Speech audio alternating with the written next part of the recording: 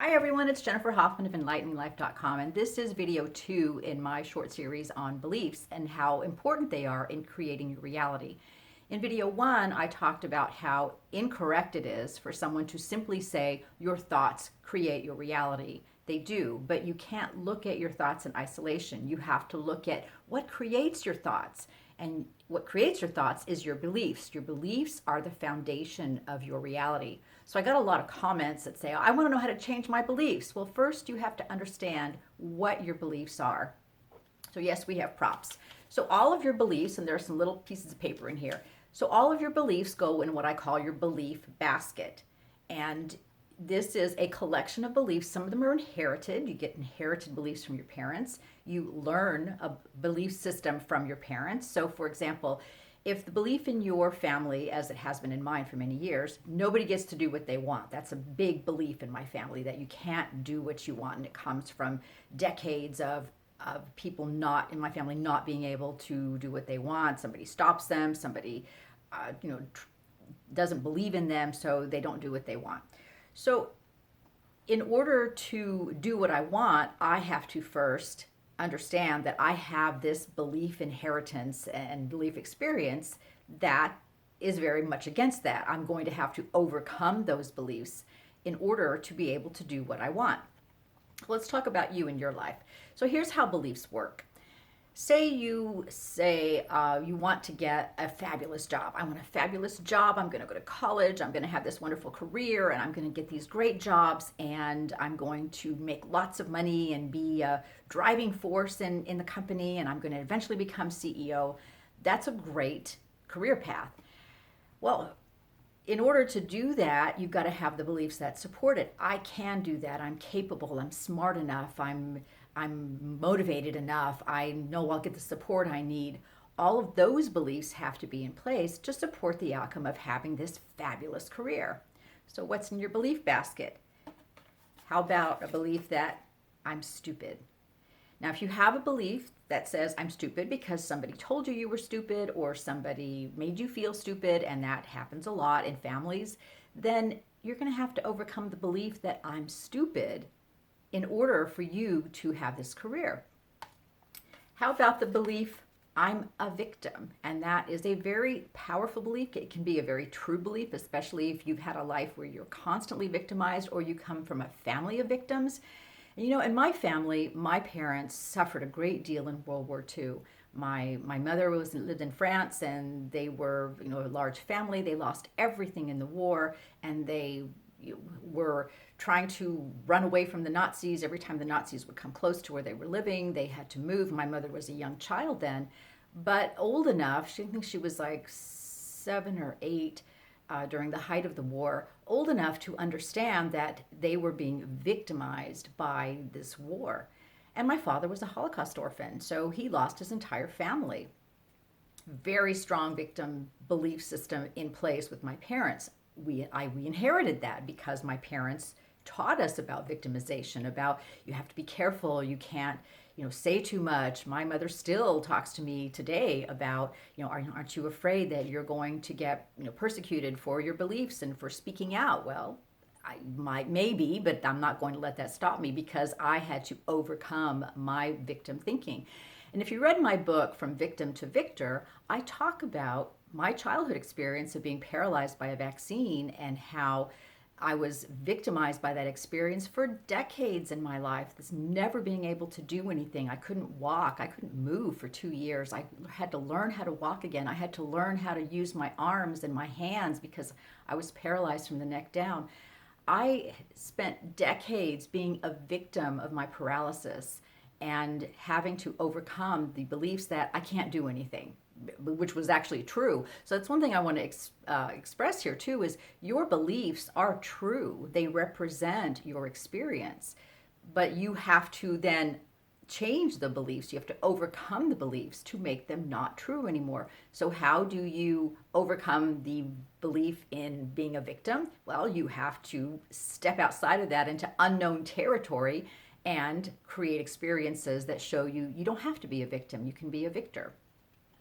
So how about if you want to create a relationship? So you say, I'm going to have a fabulous relationship. I want someone who loves, honors, and respects me. I want to have all this love in my life. And you go, so when you look for the thoughts, when you say that, your mind goes into your belief baskets and pulls out a corresponding belief that'll allow that to happen. Well, if you have a belief in there that says, I'm unloved or I'm unlovable, then you're going to have to overcome this belief in order for you to create the fabulous relationship. So this belief basket is not in place to hurt you. It actually represents the foundation of your life, the amount of beliefs that you have accumulated over the course of many years, from the time you were born until now. You have a basket of beliefs, and some of them are not very helpful. Probably many of them are not very helpful, especially if you are in my generation when, being self-empowered and self-aware and all of those things just wasn't part of what your parents taught you. Your parents didn't teach you that because they didn't know, but they didn't have the tools to be able to teach you. So you got this basket of beliefs, and then every time you have a thought, I want to create a different reality, your mind goes into your basket of beliefs and it looks for a corresponding thought, a corresponding belief that allows you to create the thoughts, to have the words, and then to take the actions that will make that outcome true. So if it looks around in this basket of beliefs and it goes, oh, but you're poor. You can't do that because you're poor. You don't have any money. You can't make any money. Everybody in your family's poor. Everybody in your family struggles financially. So forget that because you're poor. You can't do that. And this is often what our beliefs tell us.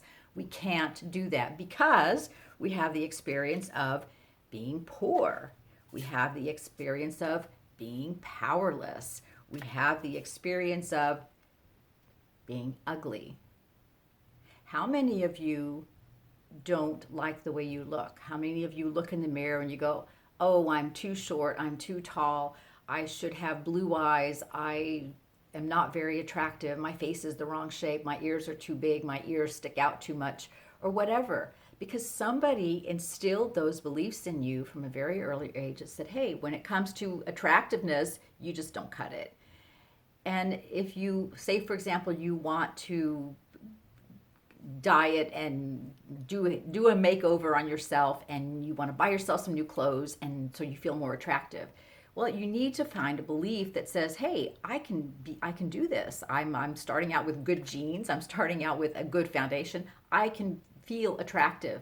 Well, you have to look in your belief basket to find an attractiveness belief, and instead if you pull one out that says don't even bother because you're ugly, then you're just going to go, oh yeah, that's not for me. I can't do that. And so often our beliefs tell us we can't do things because this is what we've learned and what we've been taught.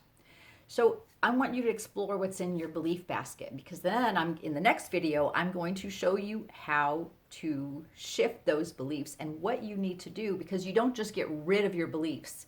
Your beliefs are the foundation of your reality. This is what you have built your life on. And if you're not happy with your reality, you are at the intersection of being able to make those changes, but there's something you have to do first in order to do that. And you don't just get rid of them, because now you have no foundation of your reality. Everything in your reality supports your beliefs, because that is what your reality is built on. It's built on the energy of your beliefs.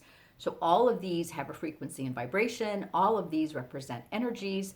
And in order to create something different, you need to change the energy in your life that you're using to create your life, so that you can do something more positive and do something more fulfilling and have a more wonderful life than you have right now.